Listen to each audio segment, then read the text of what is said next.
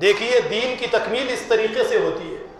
اسی منصوبے کے لیے اللہ رب العالمین نے حضرت ابراہیم علیہ السلام کا، اسماعیل کا اور ہاجرہ کا انتخاب کیا تھا، اور اسی دین کی تکمیل کے لیے، اسی دین کو، اسی توحید کو ہندوستان کی سرزمین پر پھیلانے کے لیے، اس سے پہلے بھی میں نے بات کہی، پھر آپ کی توجہ مبذول کرواؤں، یمن کے بعض قبائل کو حیدرآباد میں پہنچایا تھا۔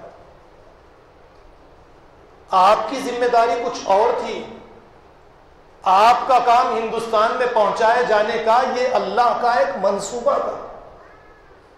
اسی منصوبے کے تحت آپ کو بارکس کی سرزمین پر بسایا گیا تھا۔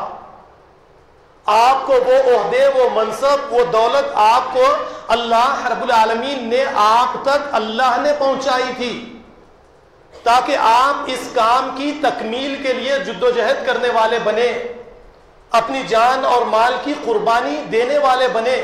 ان کاموں سے ہم غافل ہو گئے۔ جس مقصد کے لیے اللہ نے ہمیں یہاں پر پہنچایا، اس مقصد کو ہم نے ضائع کر دیا اور کچھ بے روح کام کاج کے پیچھے ہم لگ گئے۔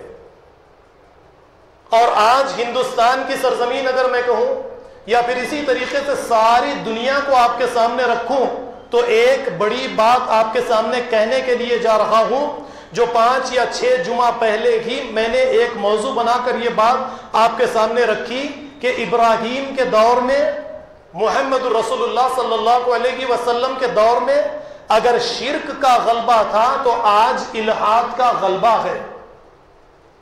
مغربی ممالک میں ملحدین کی کثرت ہے۔ اب ہم جانتے نہیں الحاد کیا ہے، ملحد کسے کہا جاتا ہے؟ جو اللہ کو، آخرت کو، رسول کو، یہ ساری چیزوں کو نہیں مانتے، یہ اس کائنات کو، ایک حادثہ، انسان کی پیدائش کو ایک حادثے کے طور پر تسلیم کرتے ہیں۔ آج ساری دنیا کے اندر الحاد کا غلبہ ہے۔ اب اس الحاد کے غلبے کے لیے مسلمانوں ہی کو آگے آنا پڑے گا، اس کے لیے ایک منصوبہ بنانا پڑے گا، ایک ٹیم تیار کرنی پڑے گی، اور جو جد و جہد، جو محنت و مشقت کے ذریعے ابراہیم، اسماعیل، محمد الرسول اللہ، صحابہ کرام نے شرک کے غلبے کو توڑا اور توحید کو قائم کیا، ٹھیک اسی طریقے سے جد و جہد کر کے اس الحاد کے غلبے کو توڑنا اور شرک اور توحید کو غالب کرنا، یہ ہماری اپنی ذمہ داری ہے۔ لِيُظْهِرَهُ عَلَى الدِّينِ كُلِّهِ، تاکہ دین تمام کے تمام باطل ادیان پر غالب آ جائے۔ اس ذمہ داری کو ہمیں ادا کرنا ہے اس سرزمین پر آنے کے بعد میں۔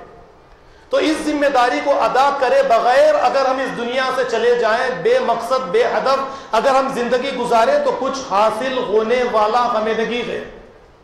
تو اسے حاصل کرنے کے لیے با مقصد زندگی گزارنا ہمارے لیے ضروری ہے۔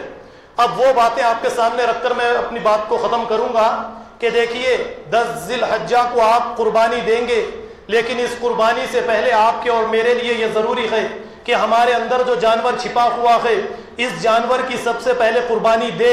اس جانور کی قربانی نہیں دے سکتے تو